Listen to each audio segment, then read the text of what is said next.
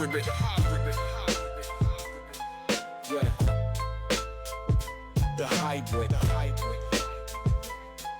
Yeah. The hybrid. Yeah. The hybrid. All right, welcome back, everybody, to the latest episode of the Hybrid Podcast. I'm Sean Collins, one of your hosts, and I'm joined, as always, by Erik Gunderson of Maine, our co-host on this endeavor. We're really excited for today's episode. It's going to be a good one as far as what's happening in the world of cannabis, marijuana, hemp, and all things combined. Today's guest is Willy Vlasic. And yes, that's the name, Vlasic, the pickle family. That's the name that's been in American refrigerators for generations now and is now part of a cannabis company. And we're going to get into how and why and what happens next. But here's the thing that most people miss about Willy. He didn't just show up with a famous last name and a business plan. He came up through cannabis the hard way, through basement grows, illicit market, and a family that was possibly scared for him. He got licensed, worked in cultivation, built brands, and sold them, and eventually became one of the youngest license holders in Michigan, if I'm not mistaken, at 22 years old. Then he made the decision that makes this whole story interesting. He put his name on it, a legacy American consumer brand on cannabis in the middle of a market that still didn't decide or can't decide if it's legal or not. And that opens up a lot. Does grocery store aisle brand trust actually carry into hemp and THC? How do you protect a family name in a market that rewards speed and hype over just about everything else? These are real questions, and we're going to ask them. Willy's also made, though, a bet on looking pretty smart right now, which is for years, while a lot of companies were making serious money selling intoxicating hemp products, Delta-8, psychoactive stuff that the Farm Bill loophole allowed, Willy said no, repeatedly. Wouldn't put the Vlasic name on any of it. And Congress has since closed that loophole, or is in the process of closing that loophole. And just last week, Vlasic Labs announced that its CBD products qualify for the new CMS pilot. That's the feds actually letting healthcare providers offer hemp-derived CBD to Medicare patients. So the guy who said no to the quick money is now positioned inside federal healthcare infrastructure. Whether that was principle or strategy, we're going to find out when we chat with Willy. And then there's the part I want to spend some real time on. Willy's been very loud and prominent about criminal justice. He runs the Vlasic Classic Tournament Series for Last Prisoner Project and other beneficiaries. And right now he's advocating for Jared Shaw, an American basketball player sitting in an Indonesian prison for ordering cannabis gummies to manage his Crohn's disease. And Willy said something that a lot of people in this industry think about but won't say out loud, that some of us get to build companies and enjoy legal cannabis while other people are still locked up for the same plant. He's been honest about his own privilege in that, and I want to push on what that honesty actually means or requires beyond just the words. So that's today. The family name, the business bets, the CMS news, and what responsibility looks like when you're profiting from a plant that still puts people in prison. So welcome back, as I said, to the Hybrid. Erik, let's start with you. How's things? Happy spring. Yeah, happy spring. It's getting nice out there. Before we started the recording, we were talking about some of our golf plans, so looking forward to that. But I am excited to have this conversation today. I think we're really driving home what we talked about when we started doing this, something like 20 some odd episodes ago, about having different types of voices from all different areas within the cannabis space. And while we've had some operators in the past, I think Willy has a really interesting story. The path that he's taken here, but also the crossover with the family name as well. So if it's all right, Shawn, I just want to start. Yeah. Willy, thanks for giving us a little bit of your time today to tell us your story and what you're working on. I'm sure our listeners are going to find it incredibly interesting, but I want to start even before cannabis. Vlasic, Shawn pointed out in the intro, just a name that's been in every American household for however many years, a long time. What is it like growing up? You grew up in Michigan, right?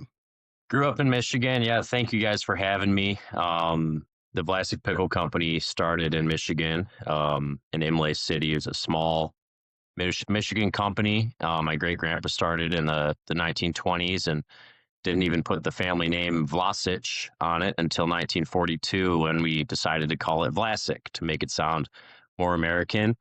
But it was definitely interesting, growing up in our family, and Yeah.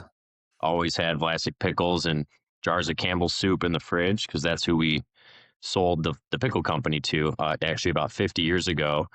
But still to this day, 94 million Americans eat Vlasic pickles.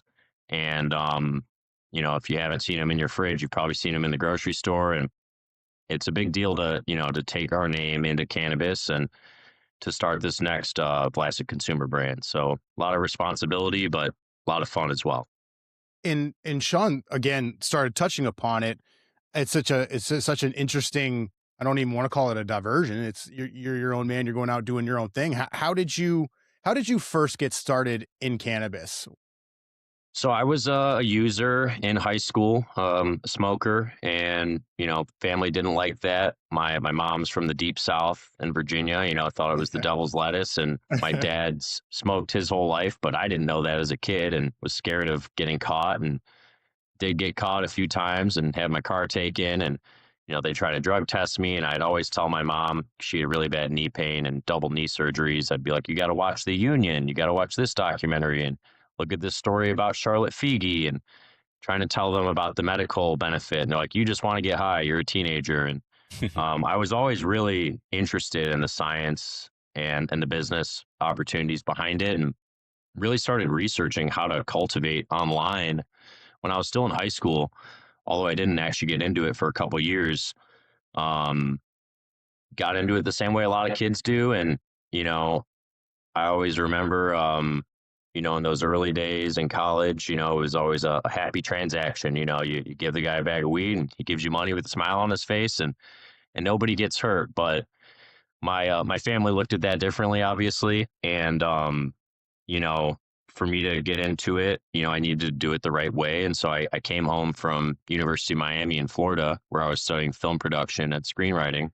And I got a medical marijuana card when I was 19, 11 years ago. And I made a proposition to my parents. I went to them and I told them I wanted to grow weed in their basement. And they were like, well, why the hell would we let you do that? Like, I was like, well, I want to learn the science, and like, this is a real business. And this was during the caregiver program in Michigan. And I told them I could grow 12 plants legally, and I could have up to 5 patients and grow 72 plants for them. And they're like, oh, well, you're just going to smoke all the product. You don't really want to learn this business. Like, you just want to get high. I was like, no, I want to grow marijuana more than I want to get high. And I want to learn the science. And to prove it to you, you can drug test me for 90 days. And if I pass, I get to do 3 harvests in the basement. And they're like, fine, there's no way you've smoked, all the time since you were 15. And I stopped smoking, cold turkey, passed the drug tests, and my dad and I each put $1,500 into a little grow tent and started growing in the basement. That's crazy. That's a crazy story. What's your origin story, Erik? Yeah, It was the best deal I ever made. And it was quite Seriously. the proposition to go to your parents with in college, especially when I was always kind of like the rebel kid. My 3 siblings, like, they were not smoking weed in high school. They were not getting in trouble for smoking weed. And they were already worried about me, for consuming, and they kind of gave up on that. They knew they weren't going to stop me from smoking, but they were worried about me, potentially selling or getting into trouble. And so it really took a lot of earning their trust, which was a multi-month process before the proposition to grow in the basement. But definitely come a long way since then. So bring me to the year this went down, because I mean, as far as Michigan's caregiver program, Maine has a similar medical program, just the way that it's the structure of it, where it was originally the caregivers. So you came back from school, and should have been in 2015.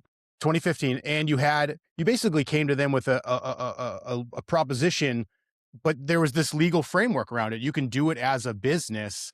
So I'm sure they were thinking what all parents would be thinking. There's that first like little glimmer of, oh gosh, what are we getting into?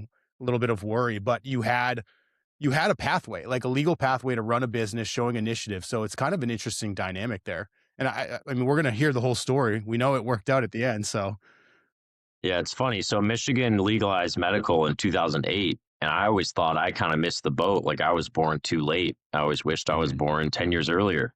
And I joked that, I'll move to Idaho or Kansas if that's like the state I got to go to be there at the right time. And luckily, I got into the grow when I did, and just before the metric licenses started to be issued in Michigan.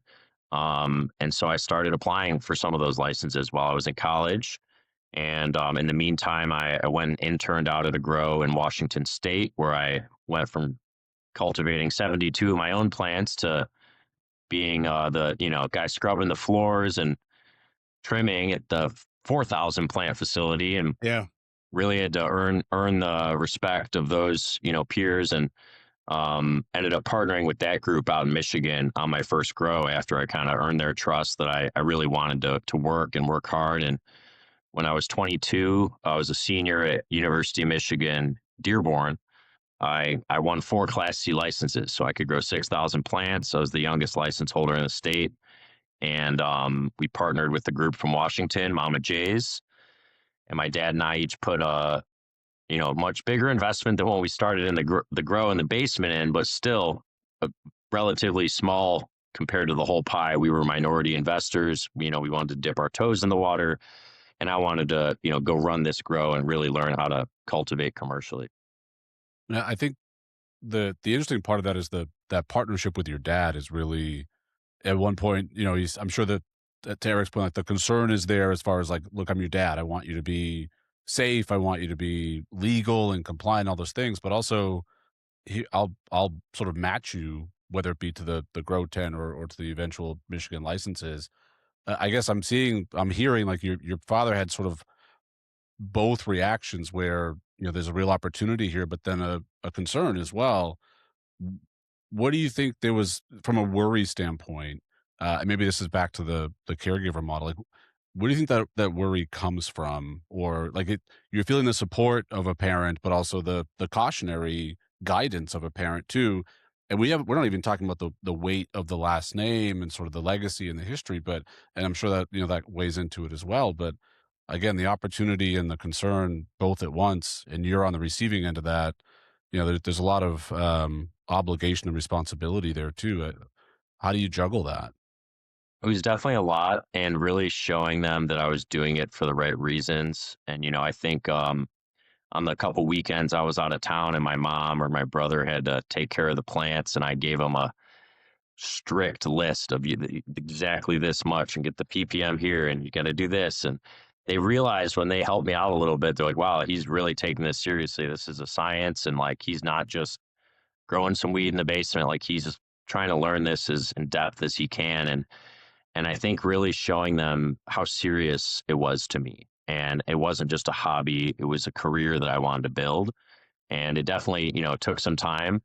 Um, it used to be I was getting in trouble for smoking a joint in the driveway. And then within a few years, I'm calling my mom, telling her, hey, I sold $100,000 of weed today. Let's go to dinner, and to go from them not really trusting me to like celebrating this with me in such a short amount of time was pretty life altering and just wild for me to experience. And, their whole lives had been illegal, and it only had been medical for, a few years in Michigan. But this is before before there were 1,000 dispensaries in Michigan. It was still early days. And, they didn't know if it was going to become illegal again, or now we've seen all these states that legalize, they don't typically go backwards. But back then it was like, well, yeah, this rule exists now, but what if they change it? And so there was always that concern. And I think as, the medical metric system rolled out, and then recreational came to Michigan and turned into a $3 billion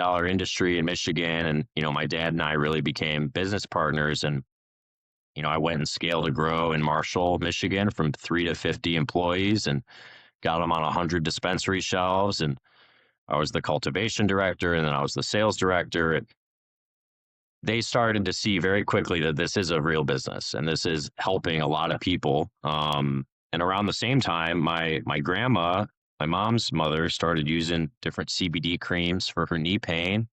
And they're from a little town in Virginia called Hillsville.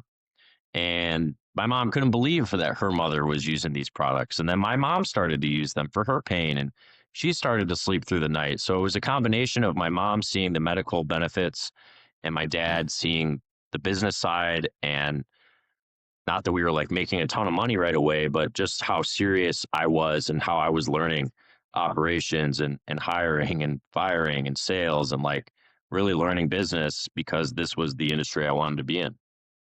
That's I find it fascinating. You pointed it out, going a few years between getting in trouble for smoking weed to being business partners with your parents. It was just making me think about my parents. Like I have very strict parents, or had very strict parents. I don't think either one of them ever used cannabis at all, but I could see my dad being kind of like your dad, just being fascinated by it, getting the buy-in. He's a biochemist, so I could imagine he could get into the science of it. That's really cool. But my question was, oh, Shawn, I'm sorry, go for it, man. Yeah, well, just along the same lines of like putting that same story through like my own lens of my own family. And I have a brother that's a police officer. My father was a mechanic for a bunch of years. He died when I was younger, but when I got the job as the ED in Massachusetts, my mother made a comment to me, I'm sure it was a joke, but it was like, your father would finally be proud of you. And I'm like, why? Because I'm the biggest drug dealer on the East Coast? Like, I graduated law school. Like, what are we talking about here? But it was like, no, like you'd have a lot to talk about with him now. But yeah, I just, that the family connection, I think is really, and again, like completely disregarding, or not disregarding, but not addressing the heritage and the history of the name, but just the family dynamics of like, I can see a parent being concerned about any career choice their child makes, and like you mentioned, you've got siblings as well, and sort of how that stacks up. But um, I just think it's a really interesting pathway in, but also credit to your parents for giving you that space, but you for taking the initiative as well to say, look, I'll prove it to you. Give me the space to prove it, and if it doesn't prove itself, we'll pivot and do something else. But I guess just one thing you mentioned, I did some homework and obviously researching you and the brand and the company, et cetera. But did you also talk to your grandfather too at one point, right? And sort of got some wisdom there? That was further down the road. Obviously the initial grow in the basement in my career was a big deal to get the family, my immediate family, signed off on. And they were so paranoid about me growing in their house, and the whole house smelled like weed, and my mom couldn't have friends over. And they're like, my dad made me he told me, he was like, you can't tell any of your friends you're growing weed in the basement. I'm like, well, I already told Sam and Keegan. Like, I had to tell Sam and Keegan. And they're like, well, they have to sign NDAs right now. Like, bring them over to the house. We took them out on the boat. We made them sign the NDA. And then we showed them the grow in the basement. And, they were very paranoid about keeping it under wraps because they didn't know if this was going to be successful or what it was going to turn into. And so they were, just trying to be careful. But, obviously I won them over, and my dad and I became partners, and years down the road, ended up having a similar conversation with my grandfather. So, when I started growing in the basement, I never thought in a million years there'd ever be a cannabis company called Vlasic. That was like a pipe dream, like joke, like, Vlasic weed one day. Like, yeah, right. That's never going to fly. And I kept proving myself, and the business and the industry in general has just legitimized itself a lot and become much more mainstream and acceptable. And when the Farm Bill went through, my dad and I invested in a hemp lab, a CBD extraction lab.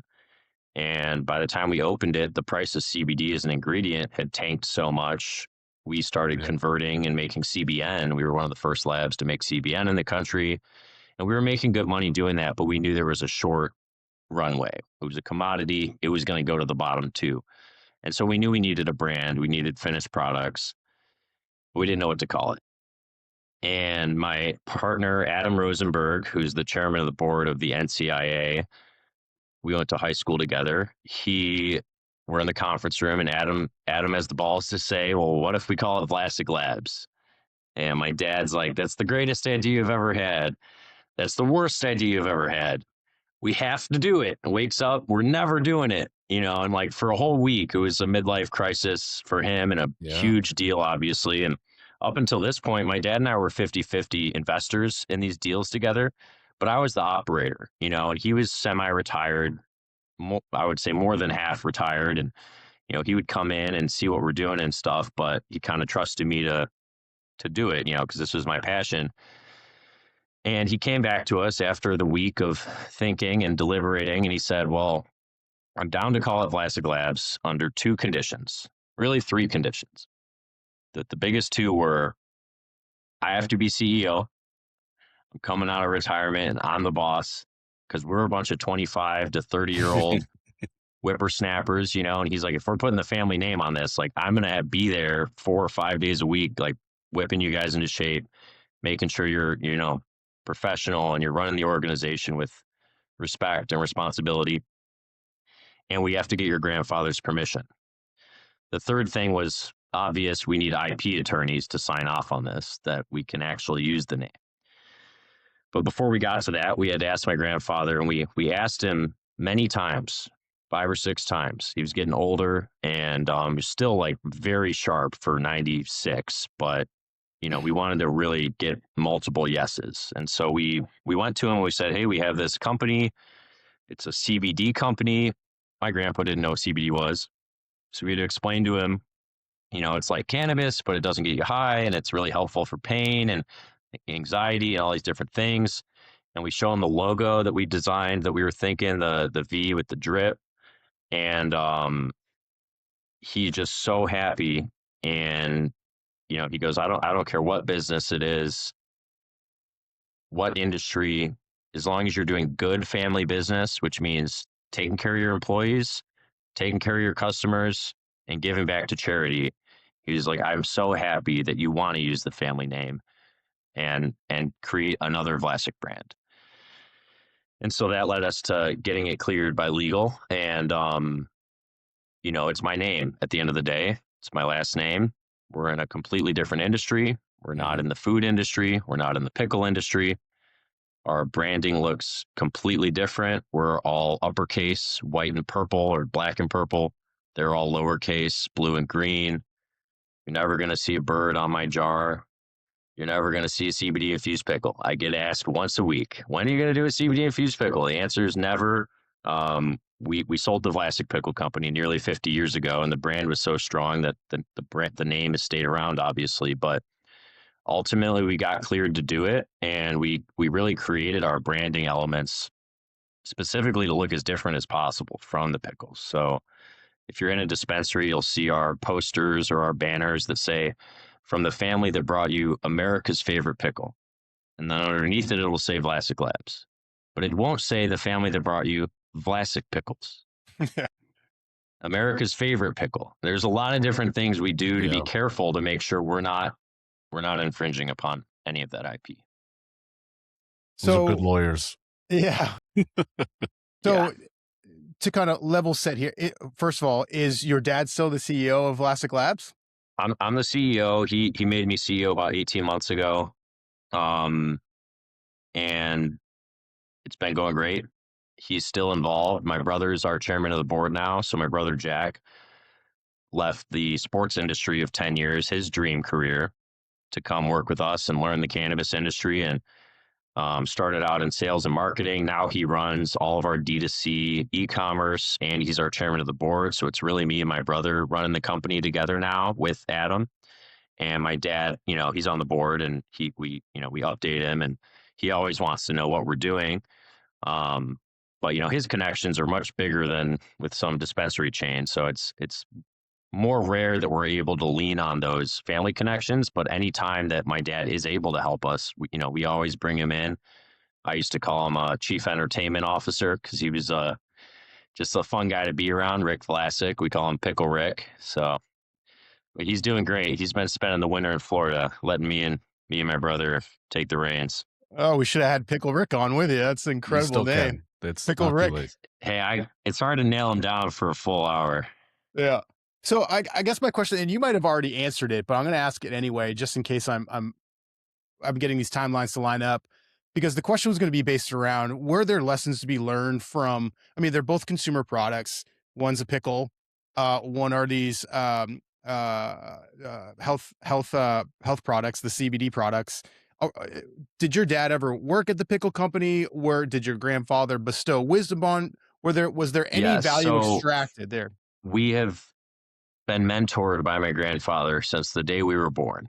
and he has instilled a lot of business knowledge in us. And, since we were kids, we started learning about the family business. My dad never worked at the pickle company, but he was a CEO of a 600-person company, and he got to see it get built. And, I really think I have my grandfather's blood in my veins and, entrepreneurial spirit. And at the end of the day, there are parallels to the pickles as well from a branding standpoint.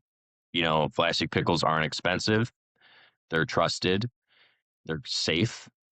And that was always the biggest thing to us was we saw a hole in the CBD market. There were so many 1,000-milligram tinctures being sold for $100 online. Yeah. Everyone knows the research says you need 200 to 300 milligrams a day to get a true medical efficacious result. And so we wanted to put products out there that were actually potent enough to have true medical benefit at prices normal people could afford to replace their prescription with. And safety has always been number one. Even when we were running the extraction lab, my dad had different chemists, safety experts come in to make sure we were handling all of our solvents perfectly. And, we had some of the best cannabis extraction guys in the game at the time, but we still were bringing in these like higher level science folks just to, make sure we were doing everything as safe as we possibly could. And with safety comes transparency. So like another thing about our products, we put QR codes on every product that goes straight to the COA. Most CBD products, it's hard to even find the COA on the website. And if you do, it's probably not for the right batch for the product in your hand. Yeah. And so we try to make it as transparent as possible because I come from the cannabis space. I built a brand in Michigan that I got bought out of for a great number. I built a brand in a dispensary in St. Louis, Missouri, and I got to learn some of those mistakes building other brands that I was a minority equity holder in. Where now it's Vlasic. It's like, okay, any mistakes we've made, we have to learn from them because we're not going to make those mistakes with our name. And it just forces us to hold ourselves to a much higher standard than ever before. I get the sense, and thanks, Eric, for sort of helping with the timeline too, because what I think is really interesting about your experience and sort of path to today is not so much the ebbs and flows, but I think just the curve, the learning curve of it. Of you started out as a caregiver, got into the legal marijuana space on the medical side, pivoted a little bit, but still there's still the medical element to the CBD work, the CBN work, et cetera. But one thing that you sort of touched on, it speaks to a question that I was hoping to chat with you about today, was that your products today, you are emphasizing affordability and transparency and bringing that, I think, to a larger, broader audience.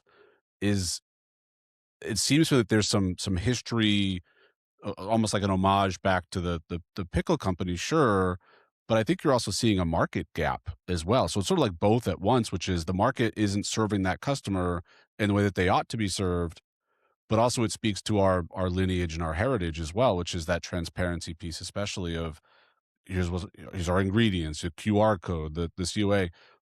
Do you find that consumers are responding to that? Do you find that that's been sort of a segment that hadn't been served prior, and you're sort of stepping into that, or I just definitely feel like touch we're on that a little filling bit? a gap. I mean, when we launched our products, the price of CBD as an ingredient had come down 10, 20 fold, but the price of the Mhm. finished products hadn't come down at all. And with the ingredient being so cheap, you would think the finished products would get cheaper, but they really weren't. A lot of these CBD companies were so used to making insane margins on their $100 tinctures. And we wanted to come in and really, really shake things up. And we really started with our products as more of a value line because we just felt like there was so much of that missing. But it's definitely an homage to, our lineage and our history. And at the end of the day, Vlasic pickles aren't expensive. And if you want to give your dog CBD for his, arthritis, it shouldn't cost you more than $1 a day.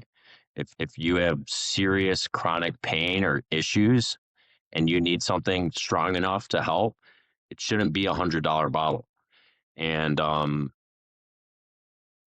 feel like at first it was all about value, and then it's turned into the quality of the brand and the reliability and the trustworthiness of it, and I think a big part of that is the family name. A lot of these older folks that are looking to try a cannabis or a CBD product for the first time, old lady walks in a dispensary, she knows Vlasic, she trusts Vlasic, but beyond that, the products are high quality, they're potent, and they're affordable. And there's some other CBD companies that make potent, affordable gummies or potent, affordable dog treats, but I haven't seen anyone that really does everything.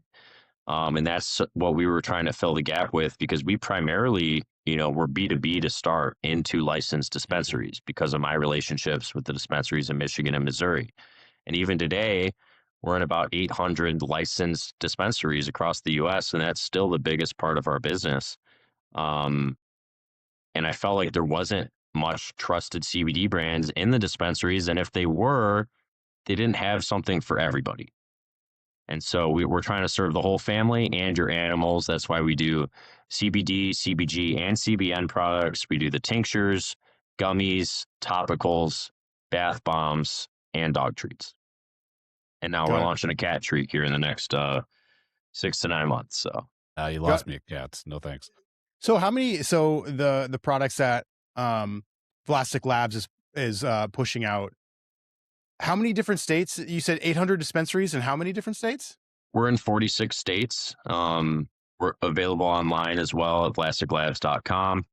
We sell to some traditional retail too, so like hotels, massage therapists, smoke shops, even local hair salon here carries some of our products. So the beautiful thing about CBD is you can sell them anywhere, and you don't need a license in every state. Definitely not like the sexy part of the industry. But when I was selling cannabis in Michigan, we were starting the CBD lab around the same time as that was rolling out. And the market price started to compress, not like it has today, but it was starting to go down. And at the brief period of time I was selling flower and CBD in Michigan, I realized I would send out my weed menu and I'd send out my CBD menu, 2 different companies, but to all the same dispensaries. And everyone wanted a deal on their pounds. What can you do this price for? Oh, this guy's running this promo, or the THC is a little lower this week. And no one asked for a deal on the CBD because we put the best deal out there. I mean, at the time, there wasn't anything that came close to what we were offering in terms of potency to price. But still, even today, I've see these markets compress, and trust me, CBD isolate, CBD oil is a commodity just like marijuana is. But there's not a lot of companies that have really put the effort in to go all in on CBD, because they all, for the most part, got distracted by the D8 and the D9. That's right. You mentioned the dog treats as well, and I think, yeah, just as a quick aside, I was picking up dog food for my dog today, and sort of shopping at a local pet store, and I have my hoodie on that says THC group, and they peppered me with, hey, what's going to happen with all this stuff, like the CBD treats and what happened. So I gave my quick little 2-cent legal analysis, but I'm really interested in how people, it feels to me like the dog treat element or line is kind of a revealing part of a story, in the sense that as these products are taking off, you're learning a little bit about mainstream consumers, of like how they shop, where they shop, what they shop for, what they look for. But it's also a little bit of a side door in for a consumer to say, like, this company's reputable. They also sell topicals or balms and ointments, that sort of thing, that I can use myself. But they might not have otherwise found you if not for that side door into the business and the market. The dog treats are our best sellers on the CBD side. I become the dog treat guy. I was always the weed guy, and I never thought in a million years I'd be the dog treat guy. But no, they're huge. And the amazing thing about CBD for pets is, a human with serious issues needs 200 to 300 milligrams a day for a week or two, like an antibiotic, to get a really medical effect from CBD. But if you give your dog 5 or 10 milligrams, you notice the effects right away. Their endocannabinoid system doesn't need nearly as much as ours do. And my golden retriever, for example, Ozzy, who's on the back of our dog treat bag, he's our chief morale officer. He, the vets just told us he's the healthiest 15-year-old golden retriever they've ever seen.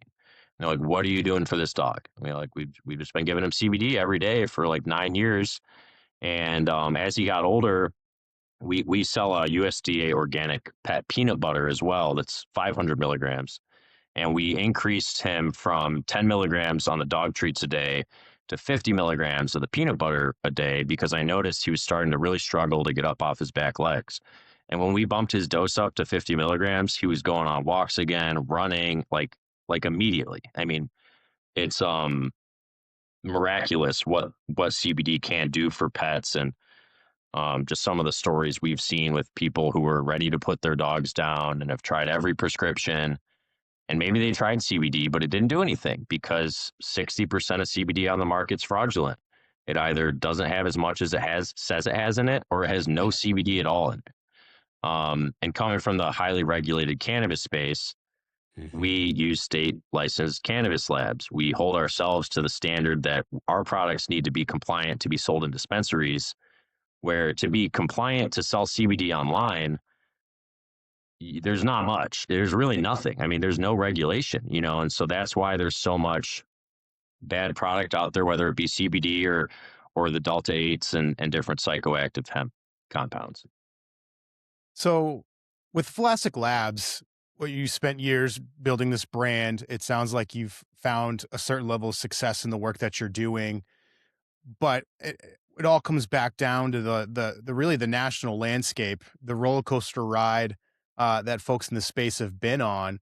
Just interested to get not even your thoughts, what you're actually doing. How do you plan for this? How do you react to it? How do you be proactive to it? What are you seeing as some of the challenges, and what are you planning for now in this space? Yeah, so I think a lot of how we're proactive comes down to our strategy over the past few years. And I feel like the reason we're in the right position now is because we made the safe decision. We played the long game. We didn't try to make the quick dollars. When I first got in the industry and I got involved with Mama J's and the Let's Chief brand in Michigan, everyone thought they were going to be millionaires overnight. Yeah. And yeah, we made some money for a bit, and luckily I got bought out before the Michigan market tanked. But it's the long game that's gonna have you win. And with CBD, like, it's not a sexy get rich overnight kind of thing. And people thought cannabis was, and it's not either. But if you can create hype and do things quickly, you can have success in cannabis. Where with CBD, like, you really need to be built to last. And I feel like now, especially with this CMS program, the federal government is going to be reimbursing senior citizens for $500 a year of CBD through Medicare and Medicaid. And that's a huge deal. And if we went down the D9 and D8 rabbit hole, we would not be positioned to be compliant for that now. Yeah. And so I think by not doing what everyone else is doing just because it's allowed, but it shouldn't be. The way we have always approached CBD is we want to sell CBD and hemp products as the Farm Bill intended, not as it was written. It was clearly written wrong. They fucked up. There's a huge loophole. That doesn't mean that us exploiting it and putting it under the Vlasic name is the best decision for us. And at the end of the day, the name is the biggest reason why we didn't want to partake in those products. That being said, I do have a cannabis business in Las Vegas. So I help fund a cultivation facility in Vegas. I'm on the board, and we sell Vlasic flower out of that facility.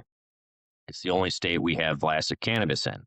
We're growing about 900 pounds a month, 15 minutes north of the Las Vegas Strip.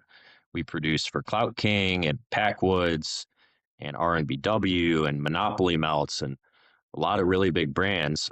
We also produce the Vlasic flower on a licensing deal. So it's a separate company from Vlasic Labs, but we license our brand in.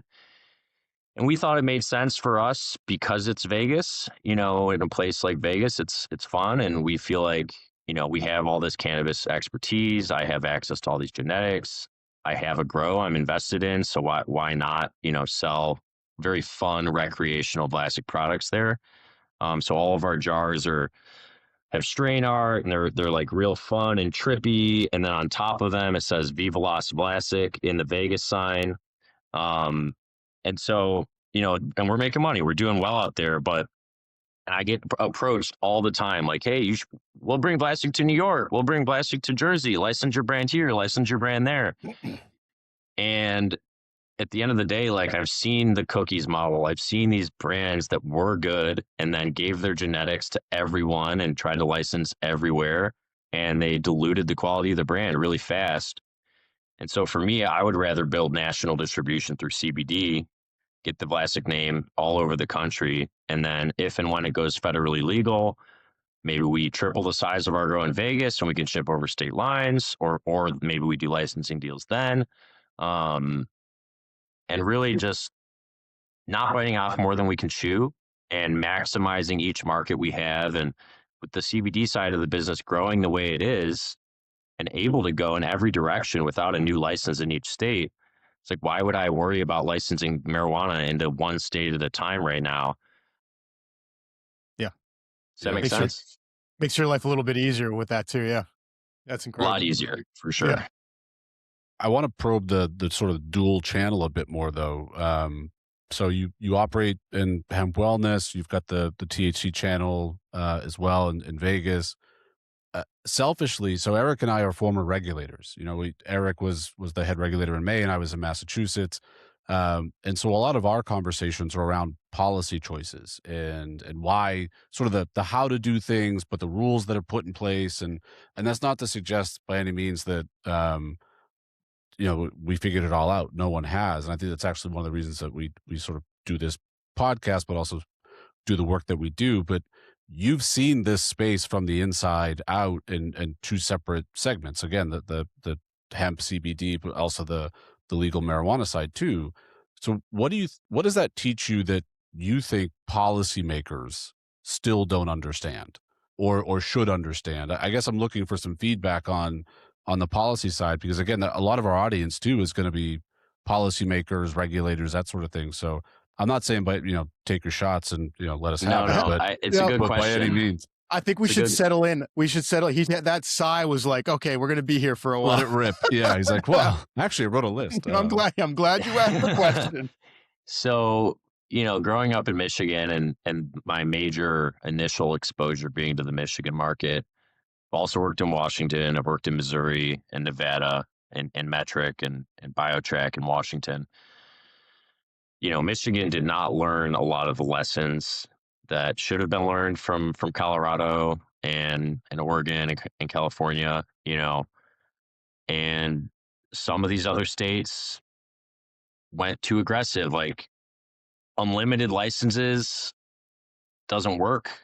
1,200 dispensaries in Michigan doesn't work. And now the 24% wholesale tax ain't going to work. And it's just a lot of politicians and policymakers that are not looking at what the other states did right or wrong. And what I would say is look at every other market and look at the ones that went horribly wrong and look at the ones that went well. It shouldn't be as complicated as it is as more states go legal.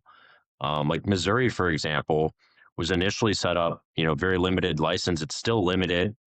Each group was no group was supposed to have more than 5 dispensaries, which, prevented a lot of the oligopoly things that would happen early in some of these markets. But since then, there's been a ton of consolidation, and now there's like 15 buyers in Missouri, and there's 8 groups that all have 20 plus stores, and that wasn't even supposed to be possible, and I think there's a balance between limiting licenses, but still having it be somewhat of an open market where you can get a license if you do everything right. But, you have to have action and you have to have consequences when people do things wrong. I mean, the amount of groups in Michigan back in the day and probably still now, I wouldn't know as well because I'm not actively in the cannabis market here anymore, that would sneak 100 liters in from California and get a slap on the wrist or 1,000 liters. It's like, okay, here's your $10,000 fine. It's like, okay, I just stuck in $10 million of product. Like these people need to have their licenses taken away. When people break the rules, they need to have big fines and big consequences. And I just think there's a balance between limited, ultra limited market and completely open market. And I think somewhere in the middle is where these states need to end up. Yeah, coming from Michigan, not surprised to hear you say that. I mean, we weren't having a lot of those conversations, Shawn and I, whatever it was, 8-9 years ago when we launched. But to your point, is like regulators should learn, lawmakers should be looking at other states where uh, a lot more of the conversation and some of the work that I do with states is around production management. Like, what is the supply going to look like? What is demand going to look like? How can we make sure we don't have these ebbs and flows like we saw early in Oregon? But yeah, I'm not surprised to hear you say that in Michigan because they're going through a tough time right now. But I also love, I mean, there was quite a bit to unpack there. I also love listen, we need some level of enforcement here for those bad actors. And I always knew, and I'm sure Shawn always knew, the licensees that wanted to do it right, do it the right way, play by the rules, understanding that it's fair for everybody, would have similar comments. And I always appreciated those folks and brought those folks in to have the conversation with.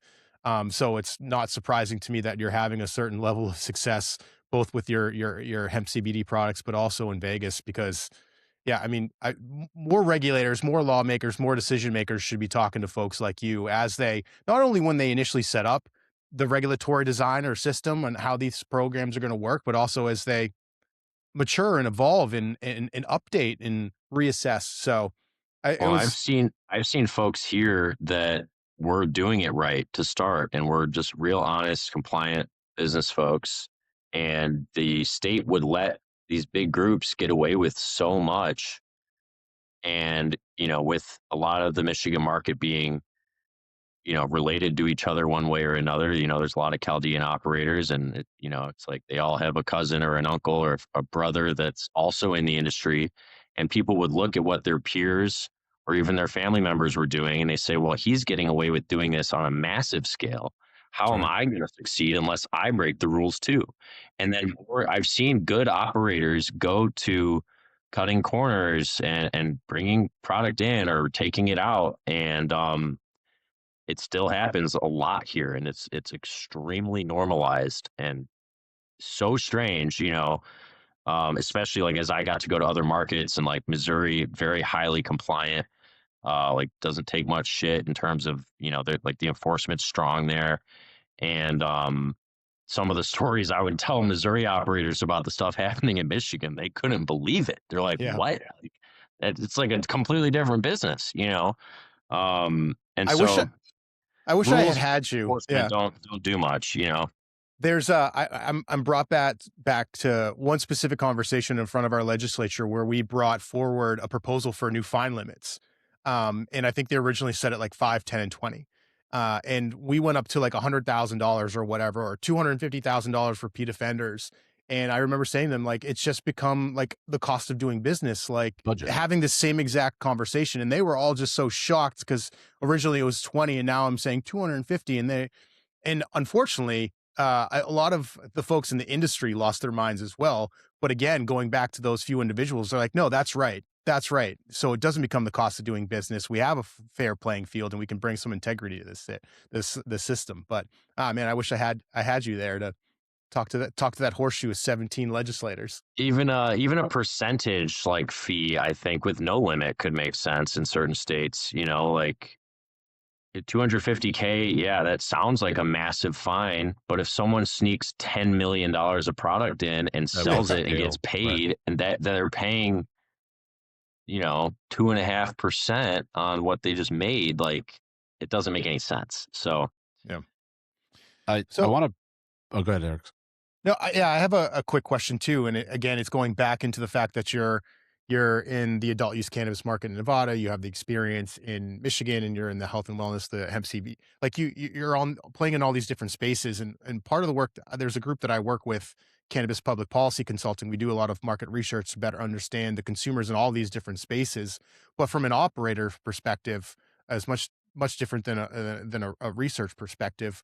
What are you seeing with the consumers of both the adult use products and the hemp wellness products? Are they the same people that are using them? Are they complementing each other? Do you have people in their own lane? Do you have insights into that? So if they're buying it in a dispensary, very often they are using both, versus like the average soccer mom that ends up on our website. Yeah. People buying on our website probably aren't consuming cannabis like the people that are buying our products in dispensaries. But we've done like puff with your pup promos where you buy an eighth and you get a free bag of dog treats. And there's people that want to like give their dog something to chill while they smoke. And there's people that love indica and they discovered our CBN and they're smoking their blunt and doing some CBN drops or CBN gummy to like give their weed a heightened effect. There's also the old lady using our roll on or our bath bomb by itself for no psychoactive effect. But our consumer base is definitely a very wide audience, and even like good friends of mine that all smoke. Just last night, my buddy told me, he's like, your roll on like saved my back after this hockey injury I had. It's like the only thing that helps. And I think a lot of people that are cannabis consumers are like, oh, I don't need CBD or I don't want CBD until they need it, until they hurt themselves or they have a sleep issue or they have an old sick dog. And then they try it. It's one thing to like take CBD and if you don't have any problems and you take 10 milligrams of CBD, you're not going to notice it. If you're perfectly healthy and you do 200 milligrams of CBD, you're going to feel that bear hug of relief that, or you take 100 milligrams of CBG, but it's not going to get you high. And if you don't have any serious problems to treat, it's probably not going to be worthwhile, and I think a lot of people underestimate how many folks go in the dispensary and buy weed regularly that would also buy CBD if educated properly and knew about all the different benefits and ways to use it. So real quick, selfishly, I've never used a CBD product, like a health product. I have family members that do, and they swear by it. And obviously I just, my professional experience have exposure to it, but have never used it before. Somebody that plays 36 holes of golf and has a sore back after, what product should I be getting? Friend. What? Yeah, asking for the sports roll on is the best for golf. There it is. It's like BioFreeze plus 3,000 milligrams of full spectrum CBD. And it's great for golf because you can put it on during the round and not get any on your hands. You can just roll it right on with like the rolling ball. And I always have one in my golf bag and would be happy to send you guys some samples in the mail so you can try them out. I already wrote it down. Perfect. I wrote it down for your friend. Make sure to send me an address after this and we'll get you a nice care pack out. Nice. I want to pivot a little bit, or maybe a lot of it, but I think it all ties a little bit back into your origin story, sort of the caregiver model, but also the concern of your parents, certainly, as far as, is this legal? Is it not? And just as a quick aside, I want to acknowledge and compliment Willy. You're in Massachusetts. Our ballot question in 2016 had this little clause about disproportionately impacted communities. You got to fully integrate them into the market. That left a lot to the imagination as far as what that looks like. But that was my introduction to social equity, social justice, and I've obviously come a long way since. It's a very genuine, sincerely held belief for me that as this industry grows and matures, yes, I think the industry has an obligation to do right by those that were disproportionately and previously harmed. But I think that's true of government more broadly, but also society more broadly. And this, again, I want to acknowledge your work and the work you've done with the folks at the Last Prisoner Project. But I want to talk about the Jared Shaw situation a little bit. I know this is a sort of a personal love to talk about it. And I think it's something that obviously I think our listeners would benefit from hearing about too. Not just Jared's story, but I think Jared is a story amongst many other stories too. But this has been something you've personally gotten involved in and done a lot of work to promote and sort of bring attention to the story as well. So I want to spend some time on it because it's been so visible. But when I guess what brings you to his story or the issue of the Last Prisoner Project more generally, and what's the work that you're doing today, and what do you think our listeners should know about his story? But again, just sort of more broadly, frankly the Yeah. continued injustice. So I got introduced to Last Prisoner Project originally through Dante West, who they had helped get out of prison. He was in the Missouri metric market, and I got to be really close with him and learned his story. Was arrested for conspiracy to distribute a pound of marijuana. Didn't have any weed on him. Totally got targeted by a police officer. And that's really what got me to get more involved with Last Prisoner Project and to start donating to these different prisoner groups through the Vlasic Classic Golf Tournament that we do in Missouri, Michigan, and Vegas. And Dante specifically, he every year at our Missouri tournament, he's been working with Last Prisoner Project and with other groups to help get more folks out of prison. And every year in Missouri, we have another prisoner or two that come to the event that just got out, and meeting these folks and hearing about how they have like a new lease on life. They're going to get into law school, and they're going to college, and they're getting another chance, and all that second chance is really thanks to the work from people like Dante and Last Prisoner Project, Freedom Grow, and all these different groups we work with. Because when you get out of prison, they give you $50 and a bus ticket. Like that, they don't set you up for success to get back into the real world. And so these people really need help. And, minorities are disproportionately targeted in these cases. And so we're doing everything we can to give back and help. And we've raised over $100,000 now for Last Prisoner Project with our tournament. But the way I got introduced to Jared Shaw, so last summer, I started to see the media about him getting death row for $400 of gummies. He's an American basketball player. He was using the gummies to treat his Crohn's disease. And Dante saw the story as well. And he flew to Indonesia and became his international legal advocate and raised a couple $100,000 last fall. And I donated, and a lot of our sponsors and friends that support the golf tournament donated. And Dante, with the help from a lot of really kind folks, was able to get his sentence reduced to 26 months from death row, which is a huge win, obviously, massive win. After that, the media kind of forgot about Jared Shaw. There was a huge media frenzy, and he got dropped from death row, and then the media forgot about him. Meanwhile, he picked up internal bleeding and E. coli in this Indonesian prison.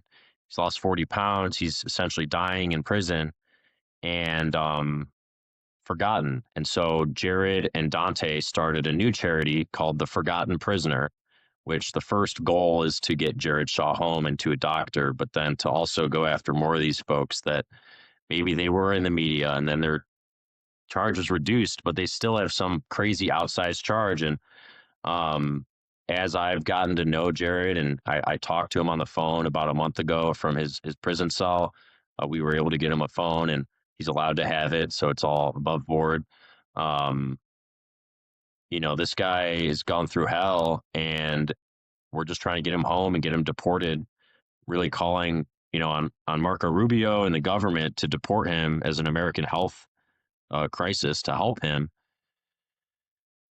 And we've been supporting him, trying to get him back in the media. So all the media you've seen lately, in Forbes, USA Today, Fox News, that was all because of the work that we've been doing with Marino PR. So we've been dedicating part of our PR budget for Vlasic Labs to helping tell Jared's story. And we'll be donating to the Forgotten Prisoner at all 3 Vlasic Classics this year. And I'm really hopeful, and I'm confident we can get Jared home this year, well before his sentence would end. But it's really powerful stuff. And, I know you mentioned it when we got on, but for us to be able to create jobs and enjoy this industry and, make money and help people and smoke a joint on the golf course and enjoy my tournaments, and there's people locked up in prison, like, it's just not okay. And, I look around the room at my Missouri tournament, and there's over $1 billion in annual revenue in the room.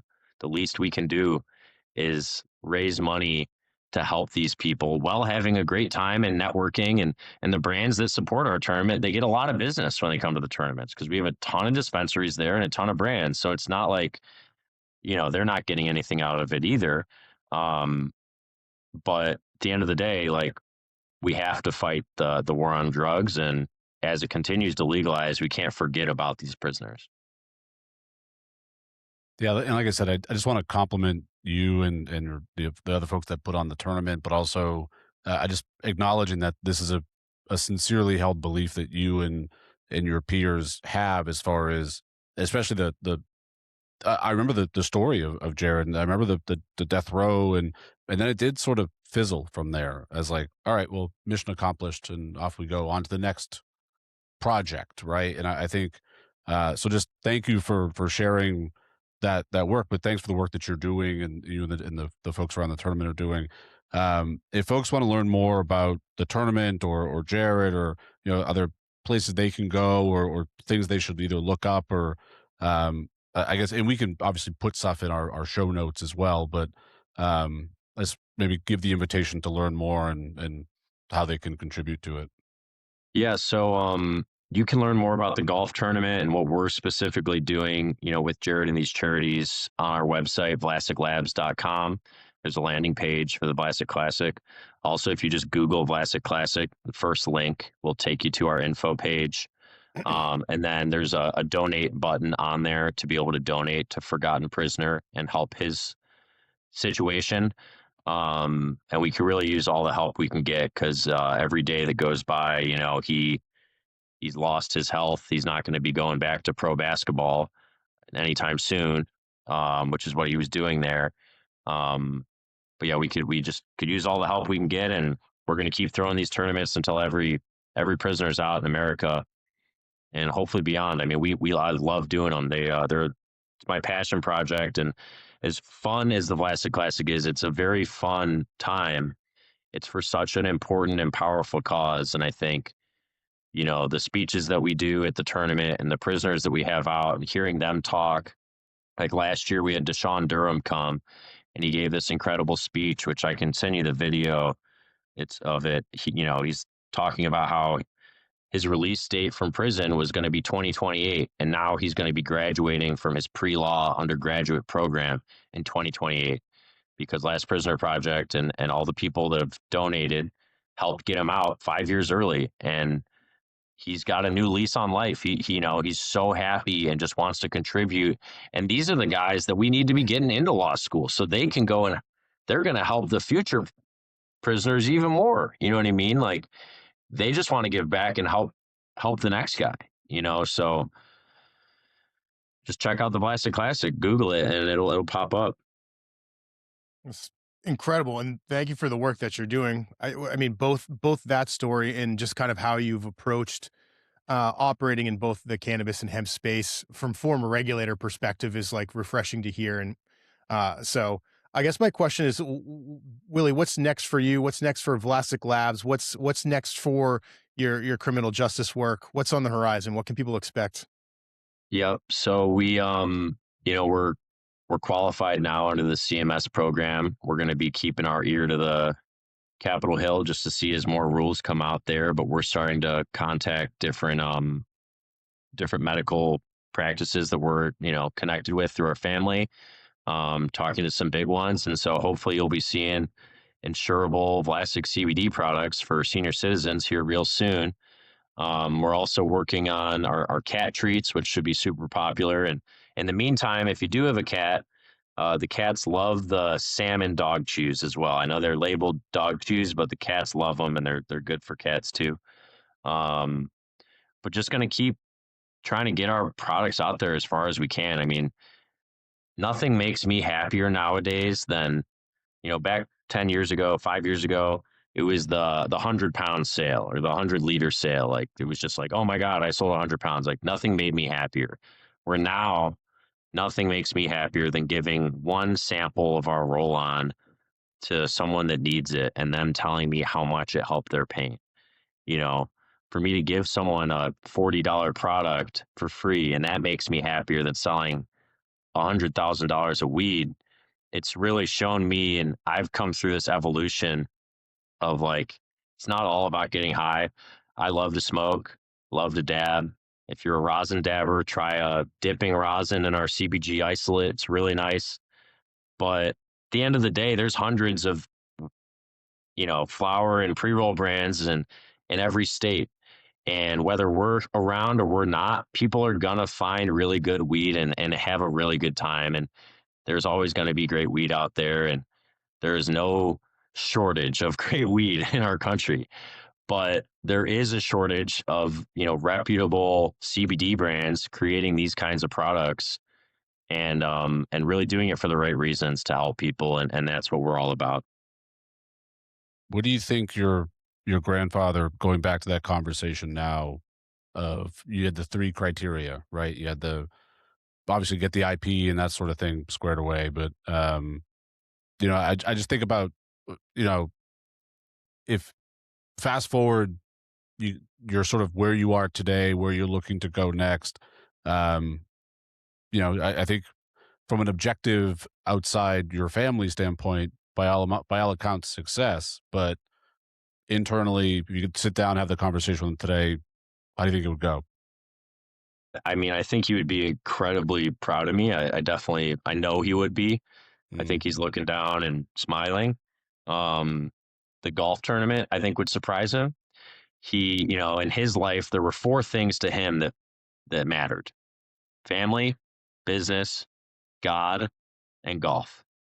And I think I'm checking three of those boxes pretty well. yeah. I didn't make it to church yesterday for Easter, so he's probably upset about that. But um, the golf tournament and giving back to charity, that's what he loved golf, he loved charity, he loved business, he loved giving back. And these products are helping people. They're really helping people's medical issues. And I know he's smiling, and I wish he was around to see it, but it's exciting for the rest of my family. And some of the folks that were naysayers when I got into all this, there were definitely some Vlasics that weren't thrilled about what I was doing, and now I think they're proud too, and just going to keep doing everything we can to make the family proud and create the next great Vlasic consumer brand. Well, it sounds by all accounts you're well on your way, and obviously we're grateful that you'd share some of that story and that perspective with us, and obviously our listeners as well. But I think it, when Eric and I started this podcast, one of the things we wanted to do was just talk to people that were in this space and learn from them, but also learn about them as well. And I think, look, when you put your last name on a business, there's no hiding.